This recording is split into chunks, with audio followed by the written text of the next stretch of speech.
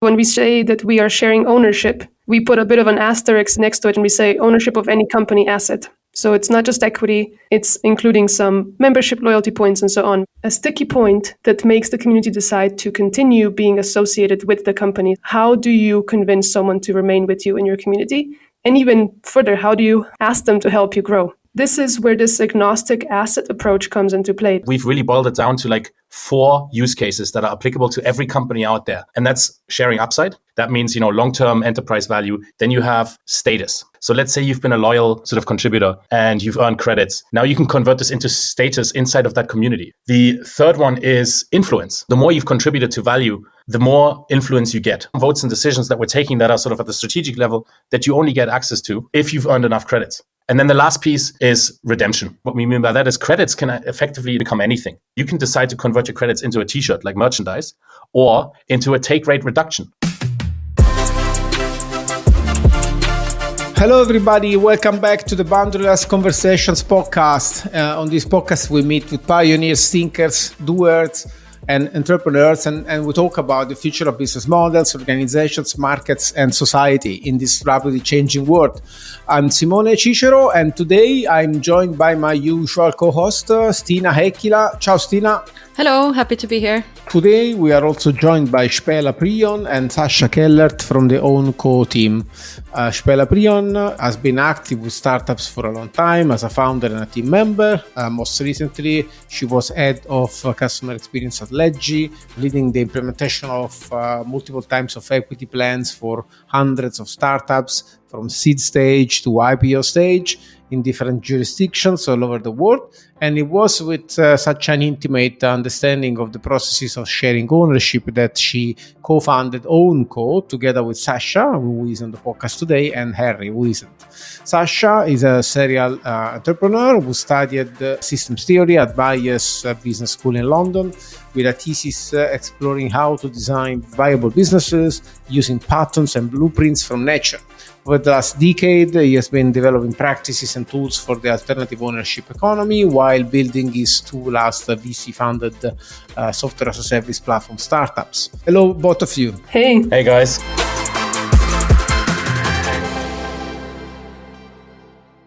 First of all, we said a little bit about who you are and your work with Ownco, but maybe for the audience, it would be great to tell a bit more about what Ownco is, and maybe also a little bit of the story, the evolution that brought you to the product as it is today, and offering the functionality that the product offers at today. So Ownco is a solution for companies that are looking to share ownership, most broadly speaking, right? And what we've built is an easy way for you to share ownership of any company or project with any contributor that's not just a employee. That works really well for startups and larger companies like enterprises. We came to this personally from the alternative ownership scene, seeing that co-ops and DAOs don't really work out. Yeah, we've been building the company for a year and a half. Happy to sort of expand on where we are today and where we're taking it. And maybe Spela can say a few words because she's come from a different kind of space to Ownco. Yeah, that's true. There's a triangular coverage: alternative ownership, Web3, and then I just come from straight up cookie cutter startup equity sharing. So that kind of combines all of the research that has been done about ownership sharing, and we kind of combine it in one platform, so it allows for all of the industries to benefit from the learnings. But why I actually wanted to work with Sascha, I think it's a pretty interesting story, because he was already out there. He was already researching how to set something up as a company that allows that for other companies. And I was in consulting, helping companies set up their equity plans. So it sounds quite different, but at the same time, because I was so close to all of these decisions and how do you share ownership and how do actually people that receive it feel about it and what is the actual outcome, there were quite a few disconnects. And so being so close to it, I was looking for ways to make it more powerful, because if you think about it, equity is one of the most powerful things you can own. And so I actually reached out to a common colleague of ours. She works in VC. And I said, oh, what can I do? I have so much interest in bringing equity more forward, making it help level out the playing field for everyone. And then she said, immediately thought, Sascha, talk to him. He's, revolutionary, work with him. And we met, we exchanged ideas. And I think it was in the first call, just clicked. We have to do something that brings ownership forward. And it's not just stuck in this equity loop that it oftentimes gets stuck in. So why is this ownership economy so important, and what was your contribution into fluidifying it? Essentially, the ownership economy was there. We had cooperatives, but what did you bring to the industry? What did you bring to the ecosystem in terms of, maybe we can explore a little bit the type of ownership that can be shared, or why and how you made things different in terms of how easy you made it, for example, what kind of target context for the applicability of these techniques? So I think we connected the dots a couple of years ago between cooperatives and like existing alternative ownership models, like the purpose model, the traditional co-op, and then the DAO space, decentralized autonomous organizations, and the traditional startup environment where you do share ownership already, but typically only with like high-level people in C level. And we saw sort of the common thread there and things that were good and bad about each one, right? So co-ops being a little bit too rigid, the one member, one vote system might not be perfect for every situation. DAOs being super revolutionary, but not really easy to adopt because they operate in a legal gray area. Tokens, security tokens, still to this day being very difficult to adopt, even if we had regulatory clarity. And then startups not really going all the way with how they share ownership. It's typically reserved to some senior staff, developers. When you look at those three and put them together, then you see, hey, if you take the best from all those three worlds, you can really rethink ownership and redesign ownership and build something that might eventually lead to a different way of organizing, like this new blueprint, which is essentially the vision that we've been driven by, right? We want to reinvent this basic construct that our economy is made up of, like the legal entity, right? And what we found now is what we call credits. And credits are basically ownership credits that any company can issue. And these can be issued by connecting them to your existing systems. Once you have done that, you can issue credits for actions from contributors. To give you an example, like we have a fitness chain in LA. They want to get the best trainers to work out in their gym. And they can't do that by just giving them money, right? So they need an ownership-backed incentive. And this is essentially what a lot of companies that we work with today use Ownco for, to share ownership in a more fluid way that doesn't need tokens and that doesn't require just traditional equity, right? So these trainers go into the gym, they work out in that gym, they get credits through Ownco, and these credits are then backed through our system using a legal bridge with exit proceeds. So in the event of this fitness platform selling to some larger company, these trainers who've loyally worked out in that gym get exit proceeds through the credits, right?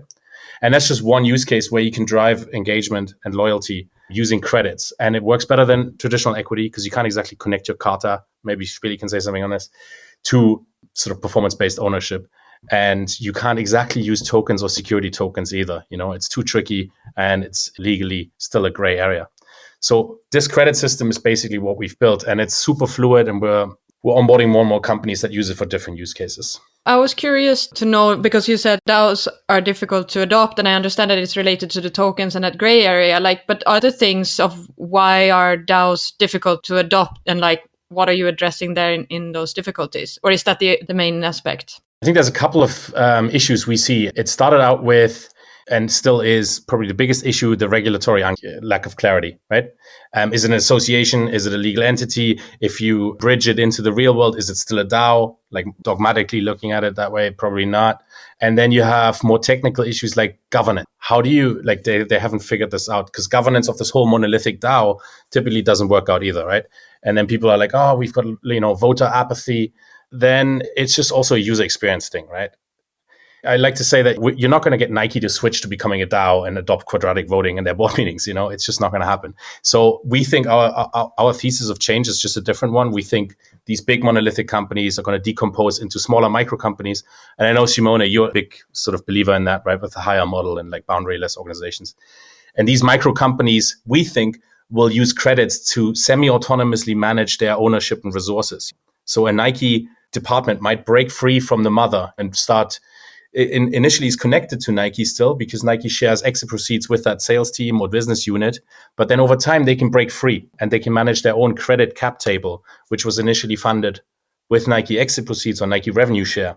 And now they can then start to move on chain and recompose as DAOs, right? So I think the future of DAOs is not these big monolithic things, but like networks of small micro companies.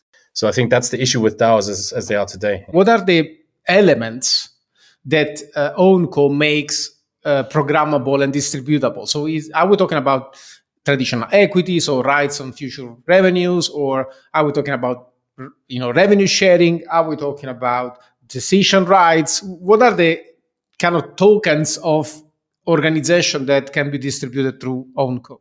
We call those assets. So when we say that we are sharing ownership, we put a bit of an asterisk next to it, and we say ownership of any company asset. So it's not just equity, it's actually exactly what you listed, including some membership loyalty points and so on. So if we look at maybe a marketplace and a platform that is currently using Ownco, they are where they are because of a community, or they want to be somewhere and they need a community to help them get there. And a sticky point that makes the community decide to continue being associated with the company, so with the platform or the marketplace, is a tricky one. So how do you convince someone to remain with you in your community? And even further, how do you ask them to help you grow? This is where this agnostic asset approach comes into play, because not everyone is excited about getting cash compensation. Some contributors want exit proceeds, but what we've also found through our research is that a lot of them like the governance and the membership tokens of appreciation. So this is where they get to decide what are they going to redeem it for, and how are they going to utilize their voice that they were all of a sudden given. And then if you put all of these things together, you create a relationship. So to boil it down, what Ownco is trying to do is act on the interaction layer. It all comes down to the interaction, and whichever interaction fits at that point in time for the company and the contributor. Okay, so just as a way to underline for our listeners, did I get it well that through Ownco you can distribute equity rights, let's say? So you spoke about exit proceeds, for example. We're talking about governance rights, so participation to decisions and things like that. You spoke about membership, so something like loyalty points or whatever we consider at this different level. Can you also distribute more like direct access to revenues? Yeah. Okay, and that's also part of the possibilities. On one side, we take what used to be just a share, in a company, and we break it into like atomic parts, right? And then those become programmable and manageable. Like you wouldn't be able to do this with traditional equity, And this is where Spela mentions the interaction layer, right? So now you can really connect it to things that are valuable and that aren't just done by people in an employment contract. Like we know work is changing, organizations are more boundaryless, you need something more flexible. So that's on one side where you can share revenue, you can share upside. And on the other side, we've really boiled it down to like 4 use cases that are applicable to every company out there. And every ownership sharing scenario, we believe, fits into one of these 4, right? And that's sharing upside. Like all of these sit under sharing ownership. There's sharing upside. That means, long-term enterprise value you can share now using our system. Then you have status. Yeah, ownership is status. So let's say you've been a loyal sort of contributor and you've earned credits. Now you can convert this into status inside of that community, right? You're the top delivery rider, or you're the most friendly delivery rider, right? And you get a badge for it. The third one is influence, right? Ownership is influence. So the more you've contributed to value, the more influence you get, right? So if you've been a heavy user, you log in every day, you contribute to the good of the community and maybe to the bottom line, you get more credits, and with these credits, you can escalate your influence inside the organization, right? So there might be some votes and decisions that we're taking that are sort of at the strategic level that you only get access to and a voice in if you've earned enough credits. And this is a completely different way of doing governance based on contribution to value. And then the last piece is redemption. out of the four. And redemption, what we mean by that is credits can effectively, this is the future of ownership, because credits can now become anything. You can decide to convert your credits into a t-shirt like merchandise or into a take rate reduction, right? So I'll give you an example. We have a law community that we work with. It's 240 lawyers. They basically have a website where they get leads for new business, right? And how they get these leads is with content where they explain NFTs, Web3 projects, and that drives traffic, which drives business, right? They actually talk to the lawyers and say, hey, if you write content that brings us new business and traffic, yeah, you can earn credits. And we're not going to pay you for writing that content, but the credits you get, you can convert into reducing the take rate that you pay to us for the next deal that you get through our website. And that's like the redemption use case where you can earn credits and now you can redeem them into discounts, merchandise, any existing loyalty points, or maybe even an ERC20 token that sits somewhere else and is managed by someone else. So that's sort of the four main use cases to sharing ownership. Thank you so much for making clarity. So again, for our listeners, we're talking about upside, status, influence, and redemption. You spoke about the legal breach, right? So my assumption is you've seen this possibility to take equity and unbundling it into these four elements, and then you have to decide how do you do that? How do you make it legal? I know that you have played with both the technological side by integrating Web3, and on the other side, you also have been doing a lot of work in legal compliance, especially for European and US laws. So maybe you can give us an overview of answering questions like, is Ownco legal? Can I use it as a company? And how does it work? And why Web3? Because I don't see the Web3 element from your website. So let's maybe break down this more enabling work that you have been doing. Yeah, maybe I can talk about the general idea behind legal bridges, and then Spela can talk about how it works and how we make it work with customers. What is a legal bridge? A legal bridge is basically a traditional contract, right? And how we look at this is as follows. Okay, you want to share ownership, then take a traditional contract that grants economic benefit or ownership to someone else, right?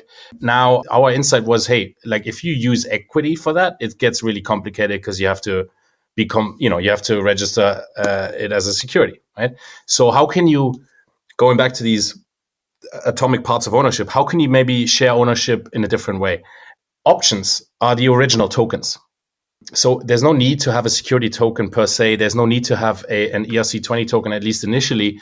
Instead, you can just use an option that is a contract that's been around forever. It's legal, it's compliant, it's tried and tested, right? And what we've done is we look at this options contract and we split it into two parts. One is the property rights, which is that needs to be anchored in the existing legal and financial system. It needs to be enforceable. You need to be able to bring your claim. So you keep that off chain. You keep that inside the real world, so to speak. And the second part is the procedures, right? So how do you distribute votes? How do you distribute revenue, right? This is not the enforceable claim. This is how you make it modifiable and programmable, right? Which now you can see already, this is probably then smart contracts and tokens and like digitalization, right? So this is how we think about every legal bridge. It has these two parts, the property rights that need to be embedded in the legal system and the programmable piece, which is where we tap into what Spela said earlier, the interaction layer. There's a very important discovery that we've seen in the last few months, especially. You have legal contracts, but there's another layer that is in between the company and the contributor, which is the trust layer. So even though we're always operating based on documents, it's important to have the trust layer as an actual layer that is accounted for in conversations. For example, when we work with clients, we have the contracts and then we have the implementation of an ask and then you get. So you ask for something from the community, they do it, and then they get something in return. That's the flow. And in the time between you ask for something, they do it, and then it's given as a reward, there has to be the trust layer. So even if there's all the contracts in the world, if they don't trust you that you're actually going to, in the end, give them what you promised, none of the contracts in the world are gonna help you. So we're trying to build that into the company as well, which is where we did see the potential for Web3. So if you want to have something trustless, then you need that. But I'm not sure if it's the right time to immediately go into that. I think Sascha can explain what the current private node situation is. We could explain that. But I think the next thing that was kind of in the question, I can go a little bit, kind of like Sascha explained, property rights and then programmable. Specifically with equity, you have two parts that are important in every equity document. The first one is who gets the control rights, and the second one is who gets the financial upside. And essentially, by choosing the instrument VSOP or RSU, we're saying, no, it's not both of these. We're promising one of these, the financial upside.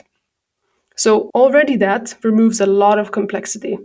So the only thing they're getting is exit proceeds through financial upside that just happens to be attached to share price. That's the template that we provide to all companies. It has been reviewed multiple times by our lawyers, their lawyers, approved. So it's just sitting there waiting to be executed for a client. If I go back now to a TLDR version, a client signs up. They want to create an action where they need help. They say, we will share ownership. None of the contracts have been executed yet. They just say, we will share ownership. The community starts working on it. And once the actions are complete, then the company says, okay, now we distribute the thing that we promised. So this area in between is the trust that is very important. And then it's just backed with the documentations that are actually legally enforceable. Right. And VSOP RSU, it's a virtual share option plan plus? The restricted stock unit. It's a US version, yeah. How do you organize your customer, like your research around each use case? Because I'm assuming that each use case is each client is quite unique in the setup. So what's your process for understanding your client's needs and iterating constantly on your framework? In the beginning, what really kind of happened was we just went into it and then we slowly gathered some hypotheses. And then we just kept comparing what actually happened in the call to what we are trying to achieve. Because at such an early stage, there are two parallel thoughts that need to be going through our minds. One of them is, what do the clients want? And the second one is, what do we know that is going to be good? And you can't just completely trust the client. You have to be opinionated enough to lead them towards an actual successful result. And I think this is where we came up with these use cases. So to get to these 4 use cases, we were also reading online. And in the end, we just have a templated workshop. So all clients go through a workshop with Harry and I. We have it in 2 parts. One is more philosophical. Where do they want to go? What is the progressive decentralization path that they can embark on? And what is the first next step that they can actually achieve? And then we step into the numbers. Once we decide which asset are they first going to share, not in total, but first, we make sure that it is financially sound. Does it make sense? If you share 10% of the company as a pilot, I think that's a bit too risky. So we make the calculations, have a recursive loop that then tells us the answer to how much, to who, when, what is the total. Can you maybe just jump into a few examples? I'm interested in exploring the edges here, right? So maybe you can do a couple of 2 or 3 examples of edgy cases that can tell our listeners what is the spectrum of organizational use cases that you have been dealing with. So you already mentioned a fitness organization that empowers trainers to gain some equity, semi-equity rights, for exit proceeds. Is there maybe something else that we can use to stretch the edges of this scope of applicability? Sure. So what I keep finding surprising is that I've been in this space for years and years, right? And on Ownco, like a year and a half now, there's more and more companies that come to us that want to share ownership that we didn't expect, So we had like a cooperative bank. We've had a out-of-home care business that's struggling to keep talent, in a freelance sort of setup. We've had like NASDAQ-listed biotech company come to us. What we're seeing on a macro level is like the demand for shared ownership is really picking up. And it might be a commercial incentive, commercial motivation. It might be moral. There's more and more of that. And for us at Ownco, what we find interesting are basically two primary segments. One is like, how can you grow better by sharing ownership? And the second is, how can you reward contributors and engage them longer by sharing ownership with them? So maybe Spela wants to say a few on like the first segment, like how we can sort of help startups grow better. But I think if you want to talk about the edges, the most sort of interesting use cases that we haven't come across until recently are in the enterprise segment. So I'll give you one example. There's a biotech company in the US speaking with, they want to share ownership with their indirect channel sales, right? So they've got products they want to sell and they sell them through doctors. In order to be able to do that and to get maximum sort of results, they've realized, hey, we can't just reward the channel the way we've done in the past, like we can't just pay them money and like basic sales commission. We actually want to have them participate in the upside using our restricted stock units. That's a really interesting example. And that's the first one we've seen of that kind, where an enterprise has actually looked at sharing ownership using RSUs. So basically, what I perceive that, and I want to transmit to our listeners, is that to share ownership, you don't need to build DAOs and get crazy around Web3, right? There are enough legal structures that you can use already. This company, Ownco, has made the heavy lifting of kind of understanding how this works, making the hard work of making the legal artifacts very easy programmable, okay? And so can you maybe spend a couple of words on why a new team, for example, should go the Ownco way versus the pure Web3 way, and what kind of continuity there is between the two? Because I recall I spoke with you, Sascha, in the past, and we spoke about how Ownco can also be maybe the first step and then can evolve in a full-fledged Web3 or blockchain-enabled perspective, if needed. Like, for example, for tradability and all the rights that come with fungible and non-fungible tokens. So maybe you can kind of explain a little bit these elements. Yeah, we have spoken about a lot in the past. Some of the initial hypotheses we had around like the benefit of blockchain and the utility of it were actually not confirmed, So our initial backend, just to take a trip down memory lane, was a private node setup, right? And we thought, hey, we take companies from their incorporated setup, put them on a private chain, which is proof of authority. So it's somewhat mutable. And then you move them to mainnet. We thought that was a solid path, and that's not really worked out for us because companies didn't see the benefit between like a private node and just having a classic Web2 database, right, with credits, which is what we have today. And from there, now you can go and use our existing Web2 backend or the Web3 backend if you want. But the Web2 backend just as easily allows you to make that jump on chain because you can just convert that credit economy, which you've launched, now into a DAO economy or ERC20 tokens and do whatever you want with them, right? I think there is a natural progression, just as you stated. So if we combine the natural progression with also what Sascha said, that Nike's just not going to wake up and do quadratic voting, we see the future that Web3 enables, specifically in the trust layer and autonomy layer.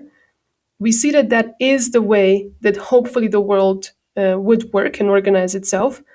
But currently, it unfortunately is not the reality. So if we want to meet the customers where they are at, we have to start with Web2, show the benefits of the credit system, and then show them the next step in benefits, which is all of a sudden you can kind of lift your hands up and the system is still going to work, and you can achieve that with the Web3 strategy. Does the Web3 element connect with your ideas around how multiple organizations are supposed to interact at some point? Because I've captured this idea that you're talking about an evolution from big organizations into smaller units. So how does this connect with your Web3 long-term thesis? Yeah, I think, Simone, you and I think are both equally excited about like boundaryless organizations, network organizations, right? And especially like some version of the higher model being like the future.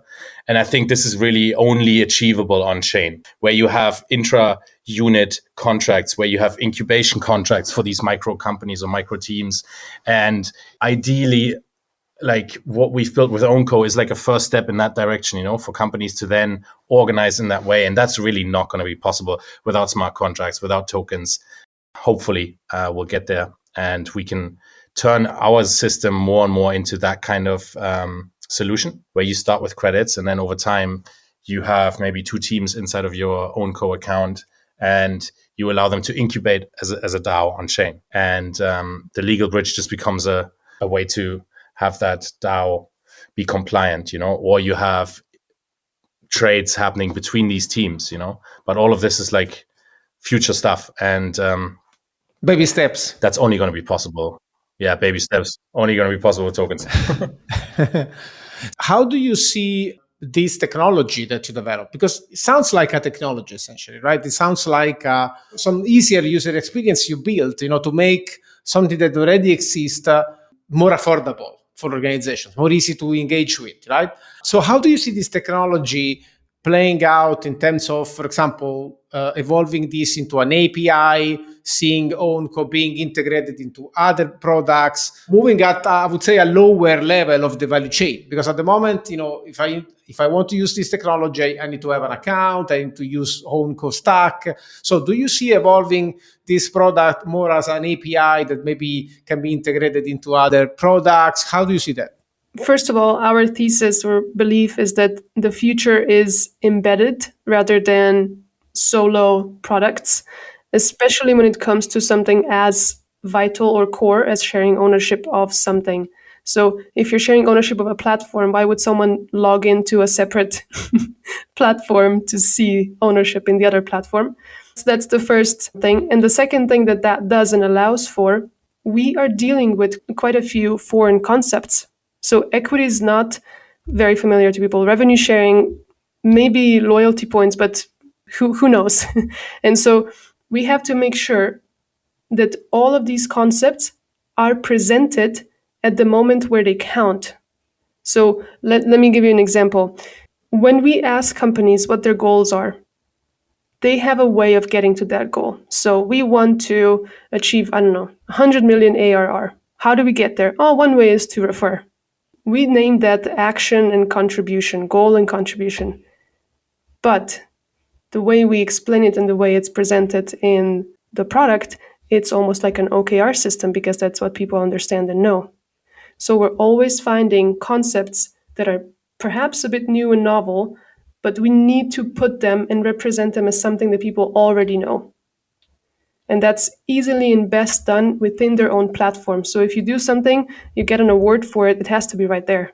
It can't go out of it. I perceive you guys are kind of exploring the future of employment or the future of collaborations, so making it much more liquid, right? Now we used to companies having to hire people or maybe having shallow relationships based on trade, just, you do some work, I pay you, which is at the other side of the spectrum.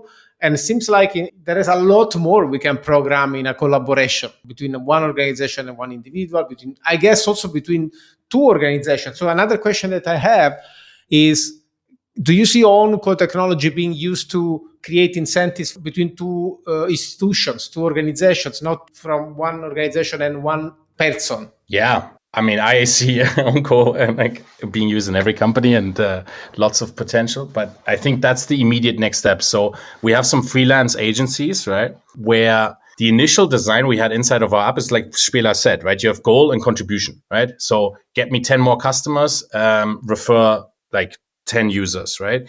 And people started looking at the interface we've built and this sort of hierarchy of goal and contribution. And they were like, hang on a minute, I'm a freelance agency. I can use this for my client projects. I can just say, this is my Nike design challenge and the UI design is a goal. And I will invite a contributor to this goal now. And once they've completed it, it can be used as a sort of almost like a bounty system.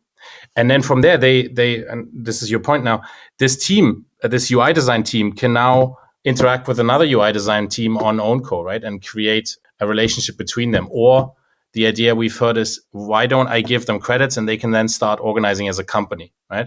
Where a group of 5 people that were just contributors to some design project are now sort of using Ownco, clicking a button and becoming a micro company. And then once you have several of those on the platform, you're really looking at changing freelancer to freelancer interactions, but also groups of freelancers or micro companies and how they can work together on the next project. That's something that we're super excited about beyond just taking existing companies and helping them share ownership.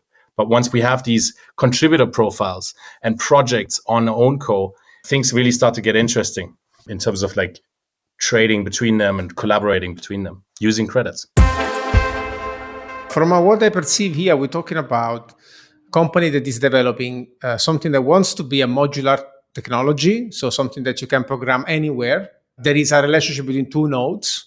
What you want to distribute these 4 dimensions, upside, status, influence, and redemption, between 2 nodes. You can do this kind of dynamic contracting as a module, let's say, as a functionality that you can embed wherever you want, in general, in organizational agreements. What is Ownco's own differentiation defensibility thesis? So how are you going to create network effects? Or is this going to be at some point a commodity? Because I can imagine someone else coming up and say doing the same legal bridge work you've done. Essentially, you can maybe double click also into what is your business model, for example, in relation to this. How do you monetize? How do you differentiate over the longer term? That's one of the big challenges for all of us at the moment, right? Like product modes are like almost non-existent at this point. And like most technical innovation just helps entrench incumbents, the big players, whether it's AI or like blockchain tech. It's good for the big ones. It's really difficult for small companies to create and maintain competitive advantage. I don't think that excluded from it, but the solution we've built is still fairly complex to sort of make work. In the long run, I guess it'll be a question of how well can we serve our customers? What's the value we can actually offer and maintain? And yeah, everything else can be copied. You can copy the legal bridge, you can copy the design. The front end isn't rocket science. But I think it's really the interplay that we enable and all the knowledge that's flown into how you get companies to start sharing ownership. And that's not yet visible in the app.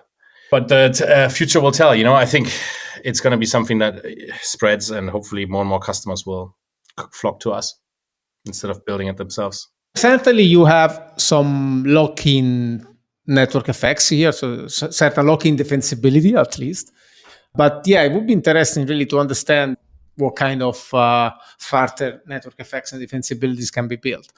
Do you guys have anything else that you want to stress, to explain, to convey more deeply why your work is relevant, why a company should use it? I have one that immediately pops up.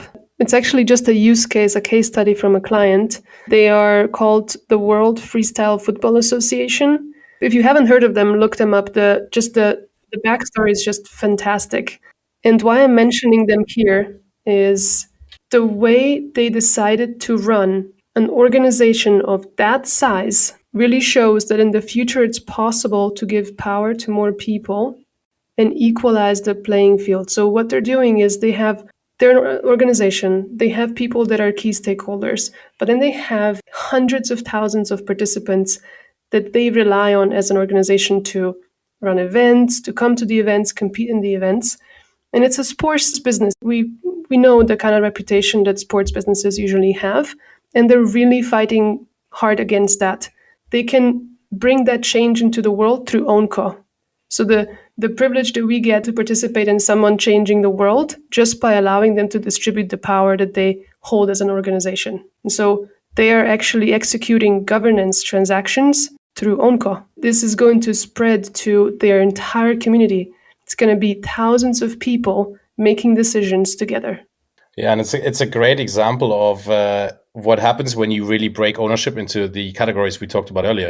It doesn't have to start with equity upside. You can start by sharing influence. And I think in the end, like how I personally define ownership is, nobody really wants to own because it means you have to take care of things. You don't want to be a steward. Ask the billionaires or the people that are actually controlling things. What you want is control. You want control over a system and its resources, right? And I don't necessarily need to hold equity for that if I get the benefit anyway, right? So I think the end goal when it comes to sharing ownership should be distributing control over resources and systems. Can you share with us, so outside of everything around your amazing product that you're building, what are some of the breadcrumbs that you would leave with the listeners? We are in a very morally heightened situation. If we think about Ownco as something that potentially goes and rolls out into the world, and usually founders have that vision that it's going to become a global organization, it's going to do something good for the world. For me personally, what I found, and maybe other entrepreneurs will find the same, is in those moments, it is super important for me to ground myself in what I believe in, what is good ethically, morally, and so on. And that usually I can achieve through just reading a very simple book of the Viktor Frankl. Everyone knows it, The Man's Search for Meaning. And rereading that takes you out of turbo capitalism, puts you back into, okay, let's think a little bit 10 years down the line. Are we messing up the world with this? So what can we do that's good while still making good business? That's super cool. I'll double down on the book recommendations. Little less, more technical. So there's one book I recommend to everyone who's like working in alternative ownership. It's a systems thinking book, and it looks at like network organizations, and it's called Systems Thinking: Managing Chaos and Complexity. I do not have an affiliate deal with any of them. I just love the book. It's amazing, and I highly recommend it. It's really a good piece of work. Thank you so much, both. I think we succeeded to explain in an accessible way the work that you have been doing. You're making sharing ownership easy, accessible by leveraging on what's already there without the fuss and without the unnecessary sometimes fascinations about Web3 and blockchains and so on. Ownership economy can be attractive and important on its own. It doesn't need the tech let's say, frenzy element for it. So anybody that it's really into embracing these paradigms, because you can just look into your product and see how easy it is to engage with these possibilities. So thank you so much. It was great to have you. I hope you also enjoyed the conversation, both of you. Absolutely. It was amazing to be on. Thank you so much. Thank you very much. It was very nice to meet you both as well. Thank you, Stina, of course. This was really great. And for our listeners, as always, if you go to www.boundaryless.io/resources/podcast, you will find the transcript and you will find all the references. And until we speak again, I recommend you to think boundaryless.